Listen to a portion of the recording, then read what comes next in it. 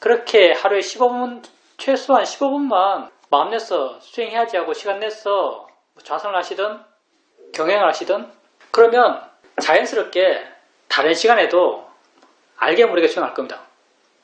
수행을 안 하지만 않으면 돼요. 수행을 안 하지만 않으면 됩니다. 여러분 수행을 잘하고 싶죠? 수행을 잘하고 싶잖아요. 다들 내가 수행을 잘하는 왕도를 가르쳐 줄게요. 수행을 잘하는 왕도. 어떻게 하면 수행을 잘할까요? 물론 여기서 수행을 오래 하셔서 수행하는 것에 대해서 아주 체득이 돼서 이렇게 하든 저렇게 하든 바르게 하는 분들도 상당히 있죠.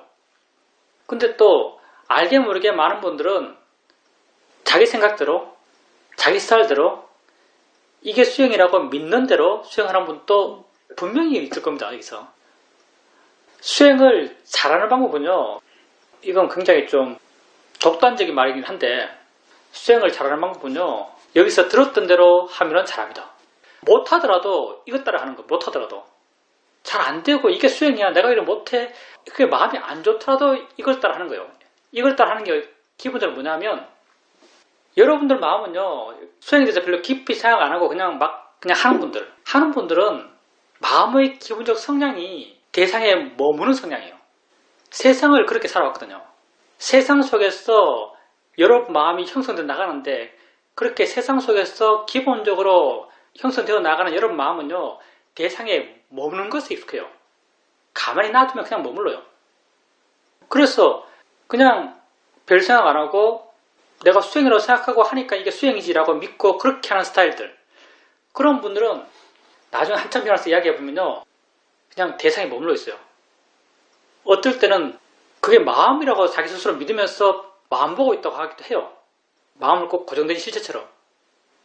그러니까 안 되더라도 대상을 가볍게 알려고 하고, 가장 기본적인 거죠. 가볍게 알려고 그러고, 다른 게 들으면 다른 걸 마음으로 옮기려고 그러고, 가볍게 잘 알아지지 않고요, 다른 데로 쉽게 대상이 잘 안 옮겨가요. 사실은 맨 처음 수행하는 분들에게 가볍게 알려고 그러고 쉽게 대상을 옮겨가고 마음이 아는 것을 따라가고, 그렇게 가볍게 해주고 활기차게 해나가는 거죠. 우리 수행에서 가장 기본적으로 개발해가는 마음, 그게 고요함과 활발함이라고 그랬죠. 고요함과 활발함. 고요함과 활발함은요, 사실 이 말 자체가 반대말이에요. 고요하다고 활발하다니 반대말이에요. 근데 수행은 이 반대의 성질을 한꺼번에 개발해가요. 어떻게 보면 우리가 이 수행하는 방법을 굉장히 단순하게 이야기하지만요, 어떤 측면에서 굉장히 세밀한 거죠. 왜냐하면 이걸 전혀 반대의 성질의 마음을 한꺼번에 개발해 가는데요. 반대의 성질을 한꺼번에 개발해 가는 우리의 실천적 방식은요, 가볍게 아는 걸로 고요함을 개발하고 대상을 바꾸는 걸로 활발함을 개발하는 거예요. 출발로서 가장 기본적인 거죠. 고요함과 활발함을 함께 키워가는 것. 그래서 적어도 여기 계속 참석하셔서 우리말을 듣고 있는 분들께서는요, 많은 분들은 아주 능숙하게 잘하고 계시지만 그냥 아무 생각 없이 수행하지는 마세요. 이상하게 수행, 종교 이 파트에 오면요, 사람들 똑똑한 게 별로 무의미해요.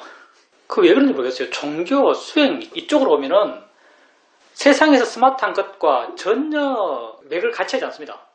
내 주위에도 정말 똑똑한 사람들, 일명 많이 배웠다는 사람들 많거든요. 스님들 가운데서도. 근데 물론 나는 내 중심적으로 이야기해요. 내가 보기에 아니 바르게 불교를 이해하고 바르게 불교의 길을 가는 사람이 별로 없어요. 그렇게 똑똑한 사람들.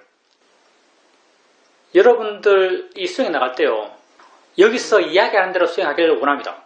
그러길 바래요. 이건 증명된 길이니까 하면 되는 거죠. 수행에 익숙하지 않은 사람들은 이게 잘 안 될지도 모르겠어요. 왜냐하면 마음을 자유롭게 하는 게 익숙하지 않거든요. 가볍게 하려고 그러고 대상을 쉽게 바꾸고 하는 게 잘 안 될지도 몰라요. 계속 마음은 한 곳에 머물고 싶어하고 그걸 오래 보고 싶어하고, 머물고 오래 보면 마음이 고요해지고 편해지고, 고요해지고 편해진 것을 좋은 수행의 성취라고 생각할지 모르겠어요. 그게 사마타 수행의 성취가 될 수는 있겠지만 지혜 명상의 성취는 될 수 없습니다. 단지 고요하고 단지 편안한 것. 우리는 이해를 통해서 자유롭고 싶어하는 사람이요. 이해가 생길 수 있는 마음은 균형이 맞는 마음이죠. 고향과 활발함의 균형, 지혜와 신심의 균형, 이런 균형이 맞는 마음 속에서 어떤 지혜가 생겨나요. 그러니 여러분이 수행이 되라고 믿는 수행을 하지 마세요. 경전에서 말하고 있는 수행을 하십시오. 경전에서 말하고 있는 수행을 우리는 상당히 우리식으로 표현해서 말하고 있긴 한데, 여기서 말하고 있는 게 의심되면요, 경전 갖고 검증 좀 해보세요. 안 되더라도 가볍게 하려고 그러고, 안 되더라도 대상을 바꾸려고 그랬어요.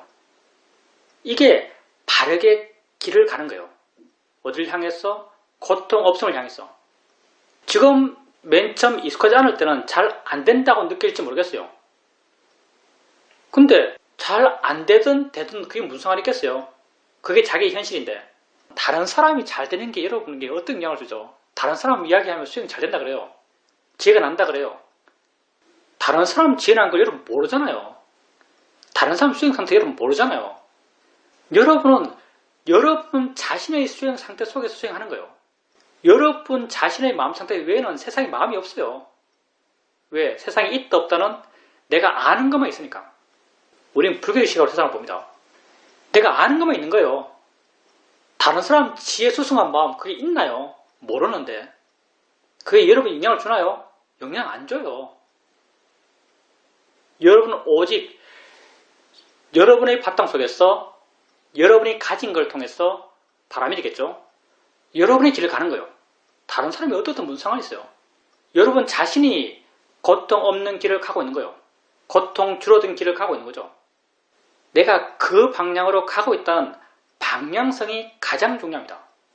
그리 가고 있는 거예요. 가볍게 하려고 그러고 대상을 쉽게 바꿔가면서 알아가려고 하십시오. 오늘은 우리가 맨날 하는 기본적인 이야기 한번 해봅시다. 우리가 수행을 해요. 명상을 합니다. 우리가 수행을 왜 하는가? 가끔은 이 목적의식을 잊어버려요, 사람들이. 수행은 수단입니다. 수행 자체가 가치가 아니에요. 법도 수단이에요. 부처님이 법도 나중에 버리라 그랬죠. 법은 버릴 수 있는 거예요.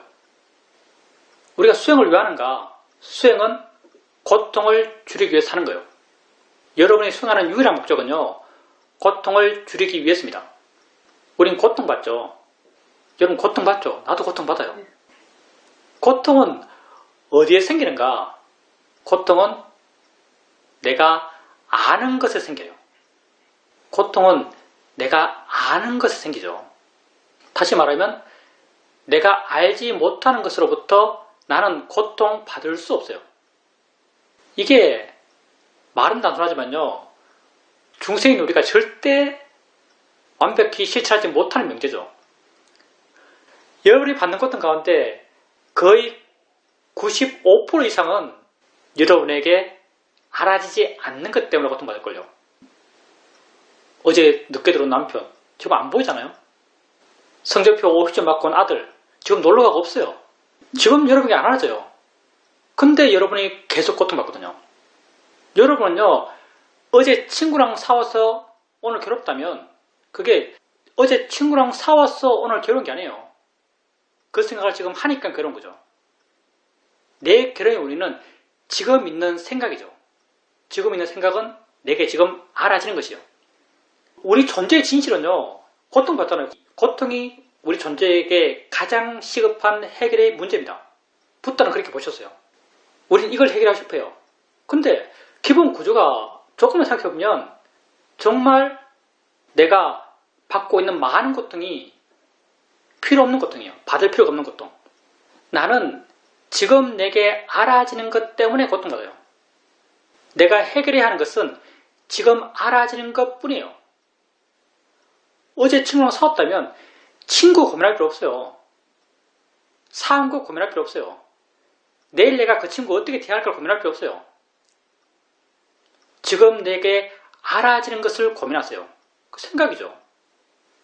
그게 우리 수행의 방향입니다. 우리가 왜 느낌 있으면 느낌 있다 알고, 소리 있으면 소리 있다 알고, 생각 있으면 생각 있다고 알라고 하는가? 그게 지금 있기 때문이에요. 느낌이 뭐 어제 있었어요? 내일 있을 거예요. 지금 있는 거예요. 소리가 어제 있었어요? 내일 있을 거예요. 지금 있는 거예요. 소리, 느낌, 생각들이 지금 있기 때문에 지금 있는 그런 느낌들, 소리들, 생각들을 알라고 말하는 거죠. 그렇게 알아갈 때 조금씩 여러분 마음은 현재에 있을 거고요. 그렇게 알아갈 때 여러분은 여러분을 고통스럽게 한 관념들로부터 멀어져 갈 겁니다. 여러분이 해결해야 될 것은요, 지금 알아지는 것 뿐이에요. 지금 알아지는 것을 해결하는 우리의 방식은요, 그걸 바르게 알려고 함으로써, 바른 견해로 그것을 알려고 함으로써 우리는 그런 고통의 문제를 해결하고자 해요. 여러분이 듣는 건 소리예요. 차가 아니에요. 여러분은 차 소리를 듣는 게 아니고요, 소리를 들어요. 차 소리는 만들어낸 것이죠. 여러분은 엉덩이 느낌을 느끼는 게 아니에요. 느낌을 느끼죠. 엉덩이라고 하는 것은 만들어낸 것이요. 우린 그렇게 차 소리 들을 때 소리야, 대상이야, 자연의 이치야라고 해요. 그러면 마음은 그 차 소리로부터 물러나고 가벼워져요. 물러나고 가벼워졌다는 게 내가 화냈던 것, 차, 내지는 차를 운전하는 운전수, 이런 내가 화냈던 대상인 그런 관념으로부터 마음이 멀어져 가는 거예요. 실제 있는 소리로 마음이 움직여가는 거죠. 이렇게 실제에 다가가고 실제를 이해함을 통해서 관념으로부터 조금씩 우리는 자유로워져 갑니다. 여러분은 기본적으로 고통받을 필요가 없는 존재입니다. 참고로 내가 이렇게 이야기한다 해서 스님은 저렇게 된다고 믿지 마십시오. 난 말만 하는 거예요. 이 길이 바르고 확실하다는 건 지혜로서 국군이 이해하고 있죠. 근데 완성된 자유로움 속에 사는가? 전혀 그렇지 않죠. 고통 속에 살고 있습니다. 저도 과정의 사람이죠. 하려고 노력하는 사람이에요. 정말 우리는요, 고통받을 필요가 없어요. 고통받을 필요가 없는 존재예요. 조금만 생각해보면. 지금 여러분 주위 한번 보세요. 지금 여러분 삶이에요. 지금 여러분 주위에 수많은 것이 알아지고 있어요. 지금 여러분에게 고통 줄 만한 게 여러분 알머의 대상 가운데 뭐가 있나요? 없잖아요, 사실. 여러분이 그 순간 참 고통스러웠어 라고 기억나는 순간, 그 순간 내가 정말 고통스러웠지, 정말 괴로웠지라고 기억나는 순간이 있을 거예요. 그 순간 자기가 어떻게 살았냐 보세요. 그때 그의 고통은 대부분 생각 때문에 생긴 고통이었을 거예요. 생각, 그냥 생각이죠. 생각은 그냥 생각이잖아요. 체험하는 게 아니고. 내가 아들 생각하면 그냥 생각이죠. 아들이 아니에요. 내가 사기당한 사람 생각하면, 사기친 사람 생각하면 생각이죠. 그 생각 자체가 사기친 사람이 아니에요. 우리의 마음이 굳건히 현재에 머물러 있다면요, 우리에게 고통을 주었던 이런 많은 것들이 고통받을 필요가 없다는 걸 알 수 있습니다. 근데 우리가 여기서 그렇게 이야기한다 하더라도 그게 여러분에게 해결책이 절대 못 됩니다. 책에 써 있고 훈련사이 말하고 그런 말들, 글들이 여러분에게 절대 해결책이 못 돼요. 왜냐하면 그게 여러분의 지혜가 안 되거든요. 여러분이 지혜가 되었을 때 그게 여러분에게 해결책이 됩니다. 그러면 그런 것에 대한 여러분의 지혜는 어떻게 생길까요? 여러분의 마음의 잠재력을 알아야 돼요. 여러분 마음의 잠재력. 여러분의 마음의 잠재력이 얼마나 강한가. 6개월 내내 놀고 울고 화내고 욕심내고 마음이 정말 지저분하고 더럽고 그렇게 됐어요. 수행산다 가서 10일만 바짝 수행하면요, 마음이 아주 깨끗해져요. 정화력이 이만큼 뛰어나요. 여러분 마음이 6개월 동안 더러워졌다가도 이걸 회복하기 위해서 6개월이 걸리는 게 아니에요. 1년이 걸리는 게 아니에요. 10일이면 충분합니다. 그 회복은 뭐로 되겠어요? 좋은 마음으로 되는 거예요. 좋은 마음이 개발되고 좋은 마음의 힘이 좋아지는 게 여러분에게 결코 어렵지 않다는 거죠. 여러분의 기본적인 마음의 잠재력이 아주 수승한 사람들이에요. 제가 날 수 있는 잠재력들이죠. 그럼 여러분 이렇게 아까 무슨 대상이다 자연이시다 아무리 말을 해도 그게 여러분 자신이 지는 안 돼요. 그럼 어떻게 했을 때 여러분 자신의 지혜가 되는가? 여러분이요, 그걸 계속 알면, 가볍고 활기차게 그걸 계속 알면, 봄이 됐든 두름이 됐든 그것을 가볍고 활기차게 계속 알면 어느 순간 여러분이 전혀 준비하지 않았고 전혀 기대하지 않았던 어떤 알미 생겨나요. 이건 상당히 승화적이죠, 사실. 사유하고 계산하고 준비하고 기대하고 이게 아니에요.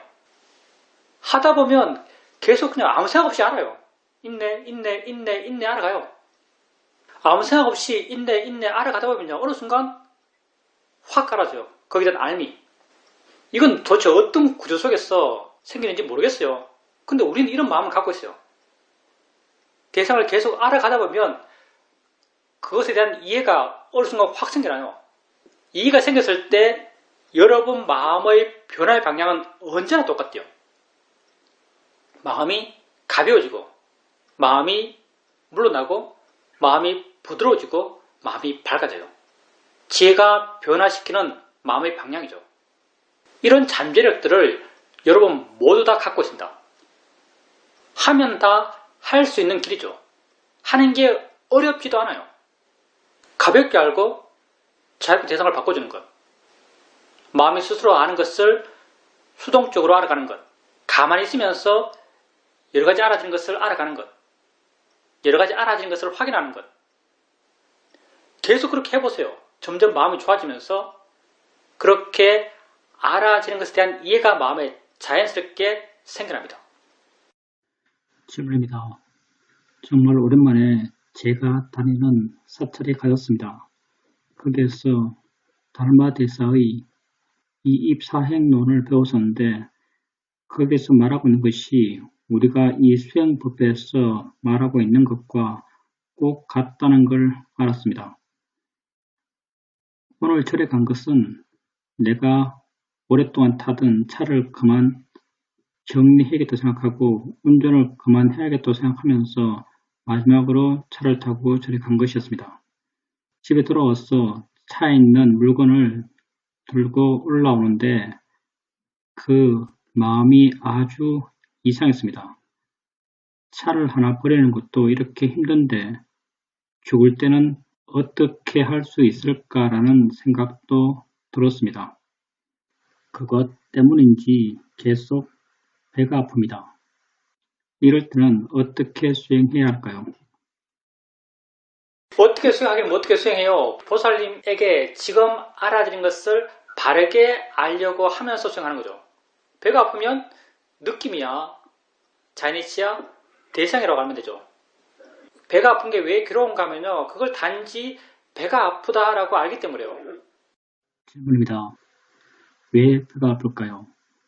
이건 과거의 어떤 원인 때문이 아니라 미래에 올 무엇 때문에 이렇게 마음이 묘상해진 것이 아닐까라고 생각됩니다.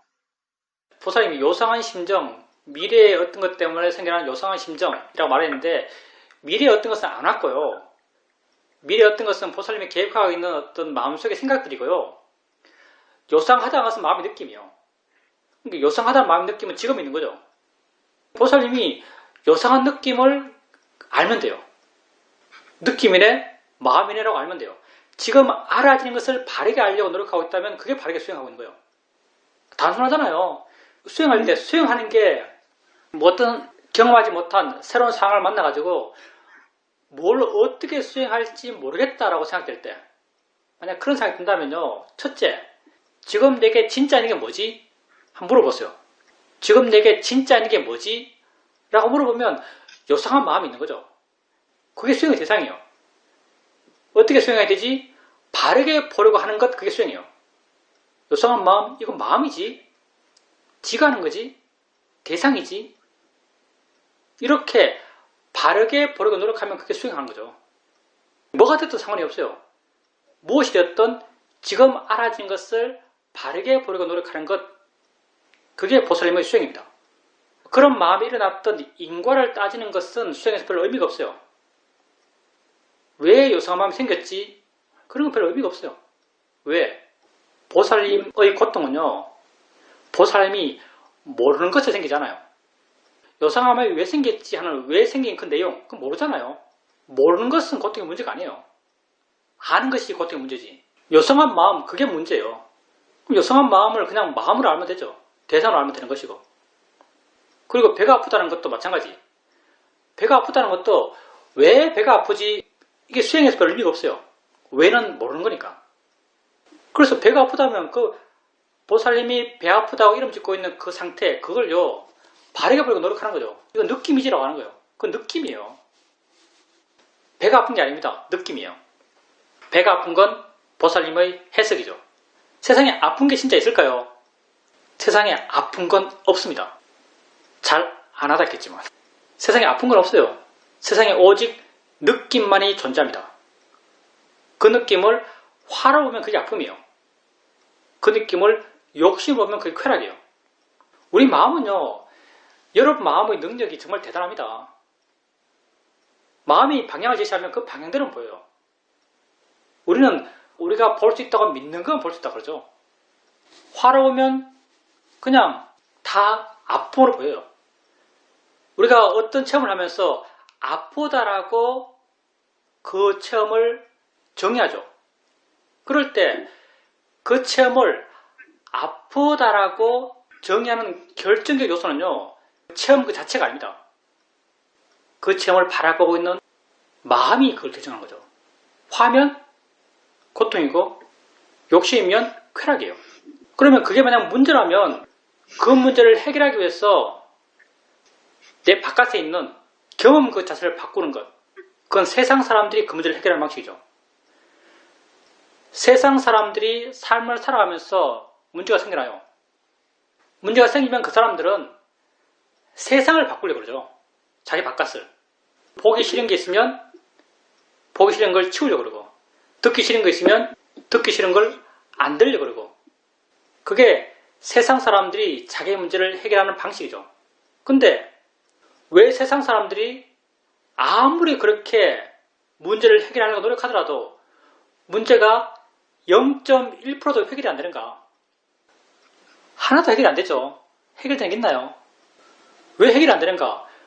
문제의 원인이 그게 아니기 때문이에요. 세상이 문제가 아니에요. 세상을 바라보고 있는 여러분의 시각이 문제죠. 우리는 내 밖의 세상 때문에 고통받는 게 아니에요. 우리는 내 밖의 세상을 바라보고 있는 나의 가치 때문에 고통받는 거죠. 이 가치를 바꾸고 싶어 하는 거죠. 우리는 이 가치를 바꿈을 통해서 세상으로부터 고통받지 않고자 하는 것, 그게 우리의 수행의 길이죠. 이 가치를 바꾸려고 하는 것. 이 딴 것 아니에요. 배 아플 때 느낌이라고 하는 것, 배 아플 때 이걸 대상이라고 하는 것, 이게 다 그런 가치를 바꾸고자 하는 우리의 노력이죠. 그러니까 수행 어떻게 하는가? 단순해요. 알아지는 것을 바르게 하려고 하는 것, 바르게 알려고 하는 것, 이게 가치를 바꾸는 거예요. 시각을 바꿔주는 거죠. 그리고 보살님이 이제 가서 이입사행론, 경전을 바르게 해석하는 사람들은 이런 건 다 그냥 내 생각이에요. 여러분 항상 저건 도경성 생각이라는 걸 머리 생각하고 들어야 됩니다. 저게 정답이라고 듣지 마세요. 정답이라고 듣지 마십시오. 저건 도경성 생각이야. 이런 바른 생각을 갖고 들어야 됩니다. 경전을 바르게 이해하는 사람, 경전을 바르게 이해하는 사람은 항상 이런 말 할 거예요. 우리가 여기서 하고 있는 말. 여러분이 만약 여기서 하고 있는 말을 그냥 피상적으로 한다면은 다른 말 들어서 다 매치가 잘 안 될 텐데, 여기서 하는 말을 좀 깊이 체험적으로 이해한다면은 어떤 경전에서 이야기하는 많은 부분에서 동일한 어떤 그런 것들을 발견할 수 있을 겁니다. 근데 알아야 될 게 뭐냐면요, 그렇게 발견되는 부분 대부분이 뭐냐면 결과론적 측면이에요. 결과론적 측면에서 그런 동일성이 발견돼요. 왜냐하면 다른 여러분이 경험할 수 있는 다른 곳에서의 불교, 그런 것들이 대부분의 결과만 드러내요. 결과만 드러내요. 근데 결과가 여러분에게 중요할까요? 결과는 여러분에게 중요하지 않습니다. 왜냐하면 결과는 그냥 드러나는 거니까 나중에. 그 결과에 가는 과정이 중요한 거죠. 과정은 정말 말이 지지 않아요. 왜냐하면 사람들이 실천적으로 잘 해보지 않았습니까? 바르게 불교를 이야기하는 사람은 제법 많아요. 바르게 불교를 이야기하는. 그러니까 불교의 결과적 측면, 불교의 결과적 측면에 대해서 바르게 이야기하는 사람은 상당히 많습니다. 서양학자들 책 읽으면요, 정말 불교를 바르게 이해하고 있어요.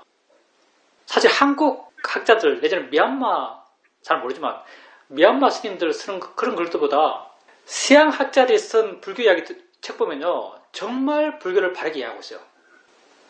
이것도 물론 내가 이해하는 불교를 바르게 이해하고 있는 거예요. 근데 따져보면은 다 불교의 결과적 측면을 드러내고 있어요. 결과가 별로 안 중요하죠. 중요한 건 과정이죠, 과정. 방법이죠. 그 결과에 도달할 수 있는 방법이 중요한 거죠. 방법은 정말 안 드러나요. 사람들이 정말 이야기 안 해요. 근데 경전에는 무수하게 나와요. 이게 정말 아이러니죠. 경전에는 무수하게 나오는데 불교 이야기하는 사람들은 그 이야기 안 해요. 왜? 실천 방법을 심층적으로 모르거든요, 사실. 경전에서 이런 말을 해요. 비고요, 몸이 영원한가? 영원하지 않습니다. 영원하지 않은 것이 고통인가? 즐거움인가? 고통이다. 영원하지 않고 고통스러운 것을 너 지나라고 할 수 있는가? 할 수 없습니다. 이게 실천 방법이에요. 우리는 어떻게 실천해요? 몸을 볼 때 자연의 이치야. 이게 내 것이 아닌 걸로 아는 거잖아요. 느낌할 때 자연의 이치야. 이게 나의 것이 아닌 걸로 알아가는 거예요. 이런 문답이 경전에 얼마나 많이 나오는가? 정말 많이 나옵니다. 근데 불교 이야기하는 사람들 이런 실천에 대해서는 별로 이야기하지 않죠. 뭐 건강경에도 실천 방법 없죠. 또 뭐 경전에 무수하게 나오는 것, 오늘 나의 것이 아니라고 알아라. 이런 것들 우리 실천하잖아요. 온, 느낌, 자연의 이치야. 내 것이 아니란 말이죠. 중요한 건 실천이고 과정입니다. 결과가 중요한 게 아니에요. 근데 경전은 정말 그런 실천에 대해서 무수하게 나옵니다. 질문입니다. 아침에 수행을 하는데 마음이 좀 멍하더라고 느껴졌습니다. 그때 마음에 바른 견해가 있는가라고 한번 봤습니다. 바른 견해가 잘 알아지지 않았습니다. 없다고 생각되었습니다. 바른 견해가 없는 상태에서 수행했구나라고 알았고 그렇게 수행했습니다. 오후에는 수행하는데 화가 일어났습니다. 보여지는 것에 대해서 화가 났습니다. 그래서 보여지는 것에 대해서 내가 바른 견해를 일으키려고 했습니다. 바른 견해를 일으키니까 마음이 지혜로 인해서 바르게 바뀐다는 것이 느껴졌습니다. 번뇌가 있을 때 바른 견해를 일으키는 게 훨씬 더 현명하죠. 왜냐하면 바른 견해가 있는가를 체크하는 것, 내가 느끼기엔 별로 무의미한 것 같아요. 왜냐하면 바른 견해는 지혜예요. 마음의 작용이에요. 존재하긴 존재하지만요. 존재하지만 그걸 어떻게 확인할 수 있는 게 아니에요. 어떻게 보면 이게 무슨 말이냐면은 만약에 이제 수행하시는데 대상을 반항하는데 대상을 좀 거리감 있게 본다. 거리감 있게 본다고 하면 이미 바른 견해가 있는 거예요. 어떤 바른 견해인가? 그 대상과 나를 동일시하지 않는 바른 견해예요. 대상과 이렇게 가까이 있다 하면 대상을 가까이 있다 한다면 그 대상을 나와 동일시하는 그런 바르지 않은 견해가 있는 거죠. 그러니까 대상과 어느 정도 거리감이 있다면 바른 견해가 있다고 믿어도 돼요. 근데 내게 바른 견해가 있는가를 체크할 때 바른 견해가 있는가 체크할 때 그 바른 견해가 있다는 게 체크되는가? 거의 체크되지 않죠. 그게 사실은요. 사회도는 이 부분을 많이 강조해요. 때전에 사회도는 가르칠 때 마음 상태를 체크해라 이런 말 많이 해요. 마음 상태를 체크해라. 바른 견해를 체크해라 이런 말 많이 하거든요. 근데 나는 여러분에게 이런 말을 거의 안 해요. 마음 상태를 체크해라. 바른 견해가 있는지 체크해라. 이런 말 거의 안 하죠. 왜냐하면 내게 이게 그렇게 와닿는 말이 아니기 때문에. 마음 상태를 체크하면 그냥 뭐라고 말할 수 없는 애매한 마음이 많아요. 그리고 마음 상태를 체크하면 어떨 때는 화나게 체크돼요.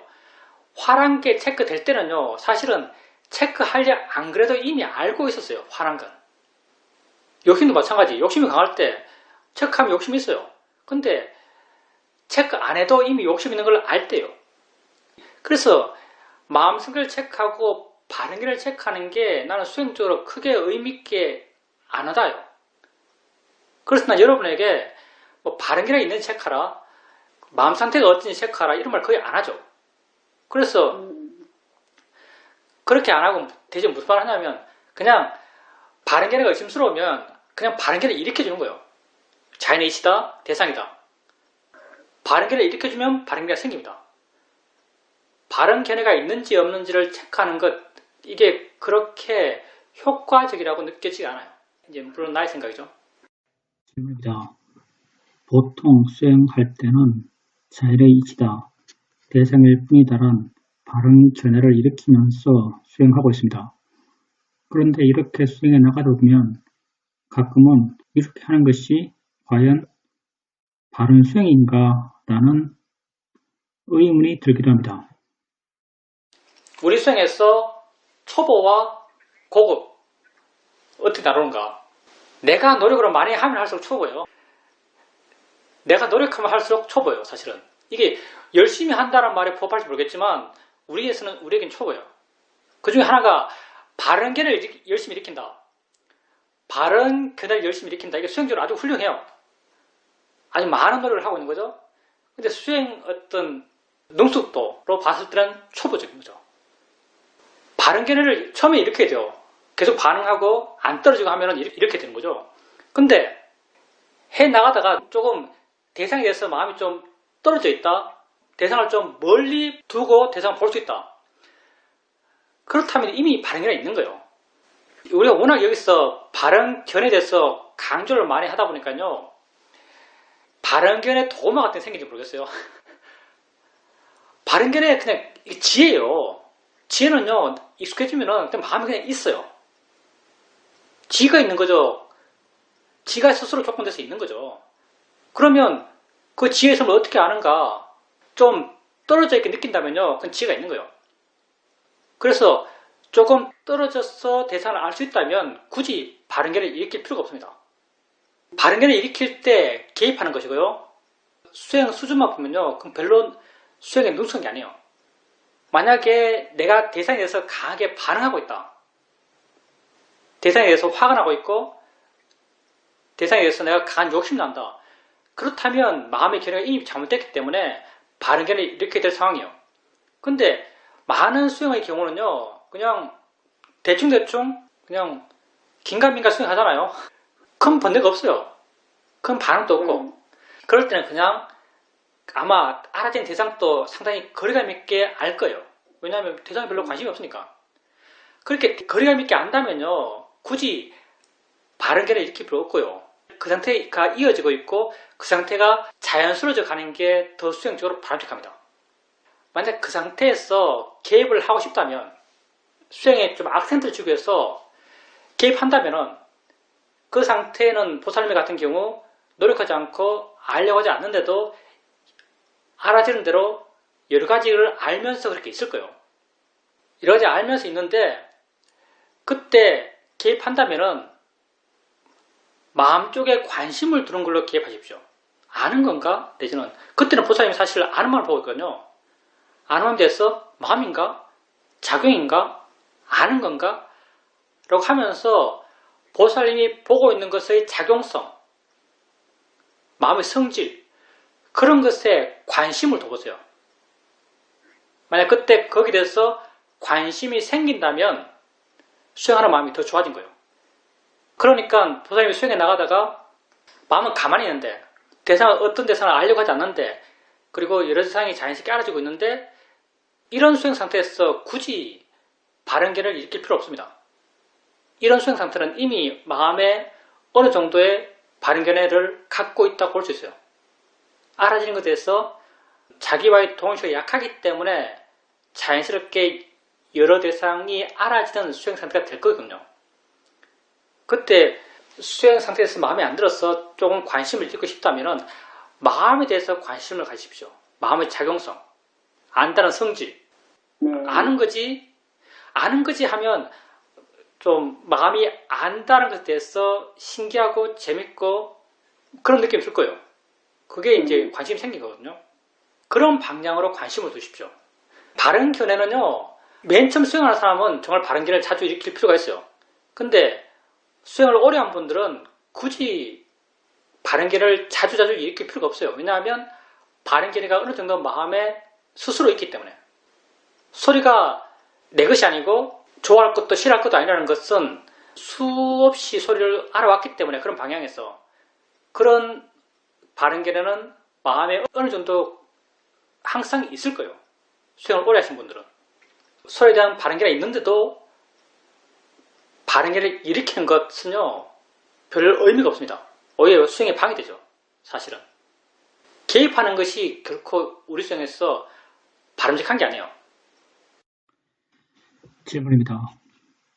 내가 수행이 잘 될 때, 마음이 편안할 때, 행복하다고 느낄 때는 주로 시간적 여유가 많고 사람들 관계가 원만하고 갈등이 작고 그런 상태에서 수행이 잘 된다고 느껴지고 또 마음도 행복하다고 느껴집니다. 그런데 그 반대의 경우 직장에서 바쁘고 사람들 사이에 갈등이 있고 시간적 여유가 없을 때 마음이 괴롭고 수행이 잘 안 된다고 느껴집니다. 그래서 수행을 하기 위해서 수행을 잘 할 수 있는 상황을 만들려고 하는 노력도 하고 있습니다. 보살님이 어떤 상태가 되면 마음이 행복하다라고 느낀다라고 한 그 상태도 있잖아요. 그 상태를 들으면서 생각난 게 나는 항상 거의 그런 상태에 살거든요. 내 주변 환경이 항상 그래요. 혼자 있고 별 할 것도 없고 남 대할 일도 별로 없고 혼자 사업적 하면 되고 같이 가서도 없고 뭐 말하는 사람도 없고 그럼 내가 항상 행복한가? 행복 안 하거든요. 그런 상태가 보살님을 행복하는 게 아니에요. 그런 보살님 마음의 조건이 보살님을 행복하게 하는 거죠. 질문입니다. 그렇게 외부 조건이 되면 마음이 훨씬 더 여유롭고 평화롭습니다. 일이 바쁘다면 마음에 여유가 없어서 긴장감이 있게 됩니다. 내가 하고 싶은 말은 뭐냐면 그 외부 조건은 내가 통제할 수 없어요. 살아야 되니까 일도 해야 되고 사람도 만나야 되고 이야기도 해야 되고 외부 조건 내가 통제할 수 없는 거죠. 보살님이 많은 경우 바쁘고 작은 경우 여유 있으니까요. 여유 있는 환경이 좋게 느껴지겠죠. 근데 항상 여유 있으면요. 나처럼 항상 여유 있으면 여유 있는 게 별로 행복하잖아요. 원래 이래요 그냥. 여유 있어서 행복한 게 아니에요. 보살님이 지금 생활 패턴의 어떤 상대적인 조건 속에서 그 여유 있는 것에서 어떤 행복감을 느낄 텐데 항상 여유 있으면요. 여유 있는 것에서 행복이 안 느껴져요. 그러니까 무슨 말이냐면 외부 조건이 결정되지 않다는 거예요. 어떤 마음이 행복한가? 보살님 마음이 좋을 때 행복한 거예요. 그리고 보살님이 설령 외부 조건이 안 좋아요. 바쁘고 사람들에게 치이고 화나고 그럴 때 보살님이 마음을 살게 돌려서 그 상태에서 알 수 있는 것을 바르게 알려고 한번 해보세요.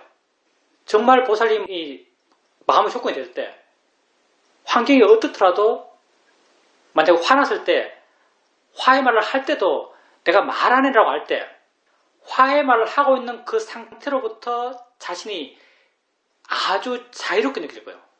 바쁠 때 많은 경우 보살님은 바쁨 속에 빠져서 바쁠 거예요. 화 속에 빠져서 화내고 그러면 희망이 없죠. 그쪽으로 치달려가는 거예요. 더 깊은 화로 더 깊은 바쁨으로 치달려가는 거죠. 해방구가 없어요. 그럴 때 마음을 한번 내는 거죠. 마음을 한번 내서 화날 때, 화로 말할 때 말 안 해라고 하면 아는 거예요. 이게요. 정말 강력합니다. 말 안 해라고 한번 알아보세요. 화로서 말하고 있는 나의 그 상태로부터 그걸 알고 있는 나는요.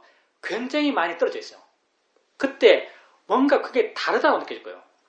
외부 환경이 어떻든요. 보살님은 거기서 행복감을 찾아갈 수 있는 방법을 알아요. 실천을 못할 뿐이지. 이것 해보라는 거죠. 이게 궁극적인 거예요. 외부 환경을 우리가 바꿀 수가 없잖아요. 외부 환경이 어떻든지 외부 환경 해봐야 다 알아지는 것이에요. 알아지는 것이 무엇이든지 우리는 그것으로부터 자유해질 수 있는 방법을 알아요. 방법을 알고 있지만 완벽히 자유하지 못하죠. 근데 방법을 알아요. 방법들을 실천하면 조금 자유해져요. 내 지혜의 크기만큼. 근데 어떨 때는요, 이 조금이요, 내 마음에 큰 감동으로 와닿아요. 이 조금이. 화를 말하고 있을 때, 말 안 하고 할 때요, 말하는 그 상황, 나 자신으로부터 나는 굉장히 자유롭게 느껴져요. 그리고 이게 굉장히 의미있게 느껴져요. 그러니까, 물론 우리는 수행하는 환경이 중요합니다. 왜냐하면 한계에 있는 인간이니까, 중생이니까. 부처님도 비구들에게 이런 말을 했어요. 비구가 숲에 살면 붓다는 기쁘다. 거기 숲이 의미하는 것은요, 비구에게 화와 욕심이 낼 수 있는 외적 환경이 작은 환경이에요. 그래서 우리가 좀 더 좋은 마음을 생기고 좀 더 내게 관심 갖고 수행을 잘할 수 있는 환경은 분명히 존재해요. 그런 환경도 추구해야 될 수행자로서 그런 환경도 찾아가야겠죠. 근데 우리의 현실적 한계도 분명히 존재해요. 그러니까 좋은 수행 환경을 찾아가는 것, 이건 방편이에요. 원칙은 알아지는 것이 뭐가 됐든 내 환경이 뭐가 됐든 나는 거기서 수행하겠다. 이게 원칙이죠. 그리고 정말 어려운 환경 속에서 정말 큰 번뇌 속에서 수행하는 마음을 내요. 이런 마음을 낸다는 자체가 내 마음의 힘이 굉장히 강하단 말이에요. 그리고 그런 마음을 내서 정말 어려운 환경 속에서 수행해요. 그럼요, 그렇게 어려운 환경 속에서 수행하는 그 자신에 대해서요, 굉장한 만족감이 생깁니다. 뭔가 자기가 좀 달라진 것 같아요. 그러니까 기본은요, 어떤 환경 속에서도 나는 수행하겠다, 이 기본이고요. 방편으로는 좀 더 수행하기 좋은 환경을 찾아야겠다, 이 방편이에요. 기본에 충실하면서 방편을 찾으세요. 질문입니다. 수행을 한다고 생각하면서 수행을 하기 위한 삶의 조건에 대해서 신경을 썼습니다. 수행에 방해되는 것은 하지 않으려고 했고, 내 내적 생각은 그것을 하지 않는 대가로 나는 수행을 하겠다라고 생각했습니다. 그런데 이렇게 시간이 지나다 보니까 그렇게 내가 포기했던 것들이 나의 사회적 성장에 방해되었다라는 생각도 한편 있습니다. 좌선을 하다 보면은 내가 그런 것을 포기함으로써 사회적인 내 발전을 더 이상 가져오지 못했다라는 회한의 느낌도 듭니다. 그런 생각, 그런 느낌 들면은 느낌일 뿐이다, 생각일 뿐이다, 대상이라고 수행적 대상으로 보려고 하는데 그런 것을 어떻게 대처해야 될지 잘 모를 때가 많습니다. 조율을 어떻게 하는 정답은 없죠, 물론. 보살님이 하고 있는 게 보살님 최선이에요. 근데 우선 알아야 될 게 뭐냐면요, 수행이 삶의 변명이 되면 안 돼요. 예를 들어서 수행이 삶에서 가장 중요해. 나는 수행할 거야. 수행 이외의 모든 것은 버려. 수행에 방해되는 것은 안 해. 그리고 뭐 돈도 신경 안 쓰고, 직장도 신경 안 쓰고, 공부도 신경 안 쓰고, 있는 것도 신경 안 쓰고, 친구도 신경 안 쓰고 수행해요. 이 사람이 수행하는 게 이 사람에게 행복할까요? 이게 과장됐지만 보살님 말하고 맥락이 비슷해요. 수행 때문에 다른 걸 포기했다. 이 말 자체가 사실 안 맞는 말이죠. 그게 보살님 정말 지혜로서 수행 때문에 다른 걸 포기했다면요, 마음이 그렇게 나빠지잖아요. 근데 보살님이 수행에 어떤 맹목적 가치를 두고 아니면 그걸 하지 않은 자기 정당화의 원인을 수행해 두고 그렇게 거기에 두고 그 상황들을 회피한, 이건 그냥 내 이야기예요. 그 상황을 수행을 핑계로 그 상황을 회피해 왔다면요. 회피하는 그 순간순간이 보살님에게 절대 자유로움으로 와닿지 않았을 거예요. 근데 정말 수행의 목적에 충실하면서 지혜로서 마음이 좋았어. 보살님이 삶의 그런 내용들을 생각 많이 해두고 활동 많이 해야 되고 시간 많이 뺏기고 하는 그런 활동들을 바른 어떤 지혜적 시각에서 수행 때문에 그걸 안다면요. 안 하는 것으로부터 보살님은 해방감을 느낄 거예요. 근데 또 우리 마음이란 게요. 한 사건에 대해서도 마음은 여러 가지예요. 내가 만약 투자 이야기 했는데 투자 한번 생각해보세요. 내가 주식 투자했다. 한 번도 안 해봤지만 투자했다. 그러면 아마도 핸드폰에 앱 깔아놓고 내 투자한 종목 이렇게 링크 걸어놓고 북마크 해놓고 어떻게 하는지 모르겠지만 아마 2시간 내지 1시간마다 한 번씩 체크하지 않을까? 올라다녔나? 낮에 9시부터 3시까지죠. 내 말은요, 이렇게 엄청 시간을 뺏고 엄청 욕심을 일으키고 항상 거기에 마음을 두고 이렇게 살아야 돼요. 보통 사람들 경우. 근데 주식하는 게 사실 두렵기도 하잖아요. 그래서 보살님이 지혜적 시야의 수행을 보고 또 그런 지혜적인 마인드로 그런 주식 투자를 안 하겠다고 판단하고 했을 때는요, 마음이 아주 가벼워져요. 근데 그렇지 않을 수도 있거든요. 주식 투자 안 한다는 것, 주위에서만 하고 있는데 내재적으로는 그런 욕구가 있는데도 불구하고 안 하는 자신을 정당화할 때 난 수행하는 수행자야 라고 이렇게 정당화시킬 때 그때는 마음이 절대 안 가벼워요. 여러분이 수행하더라도요, 할 건 해야 됩니다. 삶은 삶대로 충실하게 살아야 돼요. 수행하는 것이 여러분이 삶을 그냥 내팽개치는 핑계는 절대 안 됩니다. 바르게 수행한다면요, 삶도 아주 바르게 충실하게 살아요. 삶을 충실하게 못 살면서 수행을 열심히 한다면요, 그 열심히 하는 수행은 절대 바른 수행이 아닐 거예요. 세상 변해가는데 어떻게 우리가 대처할 건가? 여러분, 저런 분도 있겠지만 대부분 세상 변화를 못 따라가죠. 여기 있는 대부분은 세상 변화를 못 따라가요. 자, 여러분 지금 세상의 변화를 따라가려면요, 여러분 가랑이 찢어집니다. 세상의 변화를 따라가려면 여러분 가랑이 찢어져요. 가장 편한 게 있죠. 우리는 우리식으로 이걸 대처하는 거죠. 우리는 어떻게 대처하는가? 여러분이 수행해서 정말 마음이 좋아지면요, 좋은 마음 개발되고 마음의 힘이 좋아지면 세상에 대해서 이런 마음을 가질 거예요.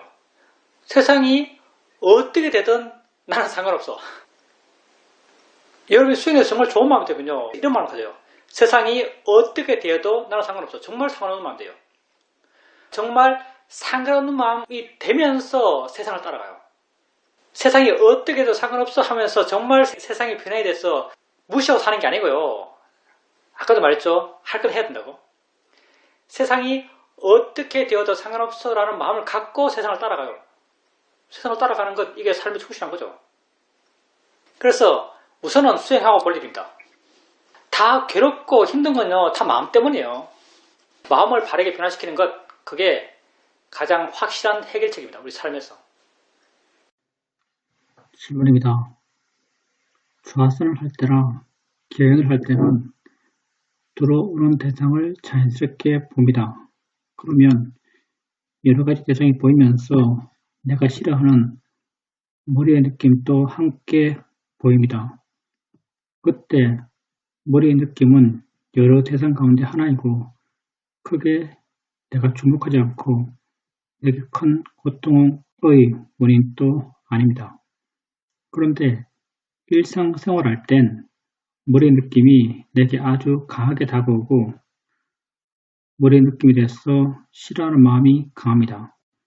좌선할 때랑 일상의 삶을 살아갈 때 나의 상태가 아주 다릅니다. 이걸 어떻게 해결해야 할까요? 그거는 보살님이 수행할 때 머리의 느낌에 대해서 보살님이 한 건요, 계속 그걸 느낌으로 하려고 그러고 다른 거 함께 하려고 그러고 거기서 어떤 비중을 줄여가고 그렇게 해나갔잖아요. 그런 마음의 힘이 수행할 때는 힘이 좋은 거죠. 바르게 보려고 했을 때의 어떤 바른 마음, 지혜의 힘이 좋았어. 수행할 때는 거기에 대해서 상당히 마음이 많이 자유로워졌죠, 지금요. 근데 일상의 삶 속에서는 자연스럽게 마음 힘이 약해지고 내가 강해지고 내가 강해지면 집착이 강해지고 그런 느낌이 돼서 화가 강해지고 그러면서 느낌이 강해지는 거죠. 그러니까 보살님이 이제 지금 해야 될 것은 수행을 꾸준히 하셔야 되고요. 일상의 삶 속에서 좌선할 때처럼 경행할 때처럼 알아차림이 이어져 나가는 것, 거기에 대해서 어떻게 할지 고민해 보셔야죠. 일상의 삶 속에서도 알아차림이 이어질 수 있어요. 일상의 삶 속에서 보살님이 지금 좌선할 때 수행하는 상태 보세요. 좌선을 수행하는 상태가 보면 아무 노력을 안 해요. 그렇죠? 가만히 있잖아요. 경행도 그렇게 하죠. 경행한다고 마음 내고 경행할 때 아무 노력을 안 하잖아요. 마음을 내 안에 두고 있으면 다 그냥 알아주고 있어요. 여러 가지 알아진 것 가운데 하나가 머리 느낌이에요. 그러니까 머리 느낌이 발바닥 느낌과 별로 안 달라요. 그래서 특출하지 않고 드러나지 않고 보살님이 화될 이유가 없죠. 일생 삶 속에서는 아마 보살님이 일생 삶 속에서 머리 느낌이 특출나게 화의 대상으로 드러난다는 것은요. 일생 삶 속에서 수행을 잘 안 한단 말이에요. 삶 속에서의 알아차림이 익숙하지 않단 말이죠. 삶 속에서 알아차림, 그것도 그냥 내게 관심을 두고 있으면 알아차리는 게 알아져요. 그렇게 알아질 때 머리 느낌 혼자 알아지는 게 아니에요. 다른 것들이 함께 알아져요. 함께 알아지는 그 자체가요. 머리 느낌에 대한 주목도, 중요도가 약해졌단 말이죠. 그러니 보살님이 지금 앞으로 해나가야 될 것은요. 일상의 삶 속에서도 알아차림이 있는 것. 어떻게 알아차림을 익게 할 것인가. 거기에 대해서 고민하고 그쪽 방향으로 노력을 해보셔야 됩니다. 질문입니다. 일상의 삶 속에서도 수행하려고 하고 있습니다. 일상의 삶 속에서 여러 가지 대상을 알고 있더라도 머리의 느낌은 다른 것보다 훨씬 강하고 마음에 그 느낌을 싫어하는 마음이 분명합니다. 좌선할 때와 경행할 때 그때의 수행 상태와 그때의 마음 상태와 일상의 삶 속에서의 마음 상태, 이 두 마음 가운데 가장 큰 차이라는 마음 조건이 뭐냐면요. 마음의 고요함이에요. 마음의 고요함의 조건이 가장 많이 달라요. 일상의 삶 속에서 마음의 고요함이 약하고 마음이 좀 이렇게 들뜨고 마음이 제일 떨어지고 해서 아마 그게 많이 드러날 거예요. 근데 지금은 왕도가 없고요. 보살님이 계속 알아차림 이어져 나가는 것. 그걸 계속 해나가 보세요. 그러면 알아지는 것 대상으로부터 마음이 점점 물러날 거고요. 물러나는 걸로 마음의 고요함의 힘이 좋아져 갈 것이고 그런 과정이 쌓여가면서 수행할 때의 마음과 일상의 삶 속에서의 마음의 차이가 조금씩 줄어들어 갈 겁니다. 그러면서 약해져 갈 거예요. 지금은 좋은 마음 조건이 좌선하고 경행할 때랑 일상의 삶 속에서 굉장히 많이 크게 차이가 나기 때문에요. 근데 수행을 계속해 나가다 보면요. 그런 차이가 점점 줄어듭니다. 서서히 일상의 삶 속에서도 머리의 느낌이 주는 자극이 약해져 갈 겁니다. 예, 그러면 채팅 질문.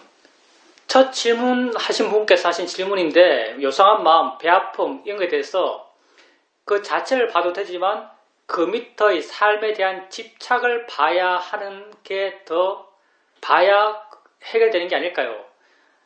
그러니까 뭐 요상한 마음, 배 아픔 이 자체를 봐도 되지만 그 밑에 삶에 대한 집착이 있을 거니까 나에 대한 집착, 싫고 좋고 하는 마음 이런 게 있을 거니까 그걸 봐야 되지 않은가, 그래야 해결되는 게 아닌가 이렇게 말씀하셨는데 우리가 수행을 통해서 삶의 문제를 해결하는 것 그건요 알아지는 것을 바르게 알므로써 해결하는 거예요.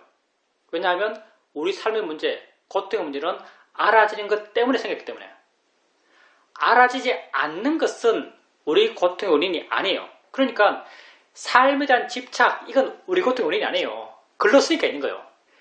삶에 대한 집착이 눈에 보여요. 여러분 삶에 대한 집착을 얼마나 하고 있나요? 말로는 할 수 있겠죠. 내 삶에 대한 집착이 있어. 근데 그게 지금 알아지나요? 집착 이건 모르겠어요. 아마 뭐 절벽에 매달려 있으면 느낄 거예요. 절벽에 매달려 있으면 삶에 대해서 강하게 집착하는 걸 느낄 거예요. 근데 배 아프다 정도 갖고 배 아프다 정도 갖고 삶에 대한 집착이 드러날까요? 그 상태에서 보살님이 그게 삶에 대한 집착이라고 내용을 잡아낸 거죠. 잡아낸 거지 삶에 대한 집착 그 자체가 보살님에게 보인 게 아니에요. 집착하는 마음이 보인 게 아니에요. 그러니까 이게 수용의 대상이 아니에요. 집착하는 마음이 보이는 게 아니거든요. 근데 요상한 마음은 보였어요. 마음이 좀 꿀꿀해요. 이 보인 마음이죠. 배가 아프다 이것도 보인 마음이에요. 그러니까 보였던 걸 보라는 거죠. 볼 수 있는 걸 보라는 거죠. 보이지 않은 걸 볼 필요 없어요. 왜냐하면 여러분에게 알아지지 않는 것은 삶에서 아무 문제가 아니에요. 알아진 것만이 내게 문제예요. 그러니까 알아진 걸 알면 돼요. 어떤 것도 미세하게 있어서 미세하게 알아졌을 수도 있죠. 미세한 그런 것들, 어떻게 보면 삶에 대한 집착도 미세하게 있어서 나는 모르지만 마음은 알았을지도 몰라요. 근데 미세하게 아는 것, 이것 알 필요 없어요. 내가 잘 모르는 것 알 필요 없어요. 왜냐하면 분명하게 아는 것, 요상한 마음, 이건 아주 분명했거든요. 분명하게 아는 걸 아세요. 요상한 마음을 요상하다라고 표현하면서 요상하다는 내용을 붙여서 요상한 마음을 알아가죠. 근데 요상한 마음을 정말 있는 걸 있는 것대로 알게 되면요. 요상한 마음에서 요상하다는 이 내용은 없어요. 나중에. 요상하다는 내용은요. 다 관념이에요. 실제 그 마음 자체는 요상함이 없어요. 뭘 하고 있으면 부르지. 그러니 결국 나중에 가면요. 내용은 다 사라져요. 내용은 다 관념이니까. 그러니까 요상한 마음의 어떤 본질이나 내가 자기를 잘 보지 못했던 삶에 대해 집착하는 마음의 본질이나 둘은 똑같은 거예요, 사실. 기본적인 어떤 법의 성질로서는. 법의 성질로서는 똑같은데 굳이 어려운 걸 볼 필요가 뭐가 있겠어요. 지금 내게 알아지는 거 쉬운 걸 보세요. 요상한 마음 보시고 배 아픔을 보면 돼요. 내게 알아지지 않는 것, 알기 어려운 것을 볼 필요는 전혀 없어요, 수행에서. 질문입니다. 삶에 대한 집착은 너무너무 아픕니다. 삶에 대한 집착이 아픈 게 아니고요. 그게 사건으로 드러났을 때 아픈 거예요. 아들에 대한 집착, 딸 때문에 괴롭고, 아들 때문에 괴롭고, 이런 거잖아요. 그런 사건 속에서 보살님이 결론 내기를 삶에 대한 집착이라고 결론 내는 거죠. 삶에 대한 집착은 내가 만든 이런 어떤 삶의 내용 속에서 빼낸 스토리예요. 이게 자체가 알아듣는 게 아니라는 거죠. 이 자체가. 아들에 대한 집착, 삶에 대한 집착 때문에 아들 때문에 내가 괴롭다면요. 그때 괴로운 마음이 보살님이 알아지는 거죠. 알아지는 걸 바르게 알려고 하면 돼요. 그러면 결국에는요. 삶에 대한 집착으로 인해서 생기는 어떤 그런 문제들도 해결돼요. 왜냐하면 원리는 다 같으니까. 삶에 대한 집착은요. 그 자체를 발견할 수가 없어요. 어떻게 삶에 대한 집착하는 마음을 발견하겠어요, 여러분이. 그냥 여러분이 만들어가는 내용이죠, 그냥 삶에 대한 집착이라는 것은. 여러분이 처음은요. 아들하고 통화하다가 아들이 뭐라 그러면 너무 안타까운 마음이 생기죠. 그러면서 스스로 그 상황에 대해서 해석을 해요. 사람에 대해서 내가 정말 집착이 강하구나. 사람에 대해서 내가 집착이 강하구나. 이 집착은요. 여러분이 만들어낸 삶의 내용이고요. 진짜는 그때 있었던 안타까운 마음이에요. 안타까운 마음이 삶에 대한 집착 때문에 생겼겠죠. 근데 삶에 대한 집착이 알아진 것이 아니고요. 안타까운 마음이 알아지는 거예요. 그 문제를 해결하기 위해서 여러분이 고민해야 될 것은요. 삶에 대한 집착하는 마음을 고민할 게 아니고요. 이 안타까운 마음을 고민해야 됩니다. 왜냐하면 안타까운 마음이 알아지기 때문에. 알아지는 것만 고민하면 돼요. 질문입니다. 세상을 살아가면서 집착하는 마음을 떨치기가 쉽지가 않습니다. 저도 제 삶의 내용들을 하나하나 정리해가고 있는데 그 중에 하나가 화초입니다. 화초를 정리할 때 내가 이전에 사모았던 화분도 버리려고 하는데 그걸 들었다가 버릴까 고민하고 들었다가 버릴까 고민하는 일이 반복됩니다. 화분 하나 버리는 것도 쉽지 않습니다. 단지 내게 일어나는 것들을 바르게 이해하려 그러고 알려 그러고 그렇게 합니다. 그런데 알게 모르게 내 마음도 조금씩 변해갔던 모양입니다. 이번에 자식들의 집에 갔었는데 옛날에는 자식에 대한 집착이 아주 강했었고 그것으로 인해서 내 마음의 고통이 아주 컸습니다. 그런데 이번에 자식 집에 가서 느낀 마음은 마치 내 옆집의 자식들을 보는 것처럼 마음이 떨어져 있었고 마음이 아주 편했습니다. 그래서 내가 그래도 수행을 좀 했는가라는 생각을 하게 되었습니다. 지금 내 마음의 상태는 안 중요합니다. 보살님이요, 화분 버릴 때 안타까워서 못 버리는 것, 그게 어떤 문제를 갖고 있는 게 아니에요. 우린 다 중생이고요. 오래 쓴 것에 대해서 집착하는 마음이 있는 게 당연해요. 그러니까 화분 버릴 때 마음이 안타까워요. 안타까우면요, 그 안타까운 마음을 그냥 알면 돼요. 보살님에게 화분 버릴 때 집착하는 마음이 없으라고 말하잖아요. 그런 요구 안 하거든요. 근데 화분 버릴 때 안타까움이 생기면 안타까운 마음을 알려고 하는 거죠. 알려고. 마음으로 알려고. 보살님이 그렇게 화분 버릴 때 안타까움이 생기고, 생겼을 때 안타까움이 있네? 이게 마음이지? 마음이 하는 거지? 내가 하는 것이 아니지? 이렇게 알고 또 바르게 알려고 한다면요, 보살님은 훌륭하게 수행하신 것이고 훌륭한 수행자예요. 안타까운 마음이 있고 없고는 중요하지 않습니다. 알고 모르고가 중요한 거죠. 알고 그리고 바르게 알려고 노력한다면요, 훌륭한 거예요. 딸 집에 갔을 때도 그 집착하는 마음이 없고 뭐 이웃집 애들 보는 것처럼 보는 것, 이런 마음이 된 것은요, 결과를 이야기하는 거죠. 사실은 많은 원인 속에서 이런 게 생겼을 거예요. 사실은 여러 가지 가능성이 있거든요. 꼭 수행해서 지혜가 깊어져서 그렇게 됐다고도 할 수 있겠지만, 그럴 가능성도 있지만, 사실은 딸에 대해서 정남이가 떨어져서 그렇게 될 수도 있어요. 내 말은 뭐냐면, 마음 상태 가지고 뭘 측정하지 말라는 거죠. 원인이 많으니까. 보살님이 정말 내가 마음이 좋아졌는가, 뭘 갖고 하는가, 어떤 환경 속에서 수행하고 있는 자신을 발견한다면요, 자신이 마음이 좋아졌다고 말할 수 있어요. 딸 집에 갔을 때 마음이 이렇게 자유롭고 편하네요. 그러면 그 편안한 마음을 대상으로 마음이지라고 하고 있는 그때 그게 마음이 좋아진 거예요. 화분 들면서 버리기 싫을 때, 버리기 싫은 마음이 생기면, 버리기 싫은 마음이 생겨가지고 내 마음이 안 좋은 게 아니고요, 버리기 싫은 마음이 생겼을 때 싫어하는 마음이 있네라고 안다면 그게 마음이 좋아진 거예요. 하고 있는 자기를 보면서 스스로 좋아졌는지 안 좋아졌는지를 판단하세요. 마음 상태가 어떻게 된 것 같고 판단하지 마세요. 왜냐하면 마음이 그렇게 될 수 있는 원인은 굉장히 많아요. 못 버려도 상관없어요. 버리기 싫은 마음이 생길 때마다 그냥 그걸 알면 됩니다. 수행하는 게 어렵지 않습니다. 알고 바르게 하려고 하는 것. 느낌 알고 대상이야. 소리 알고 자연의 이치야. 이거 두 개만 하면 돼요. 알고 바르게 하려고 하는 것. 이거 두 개만 하면 됩니다.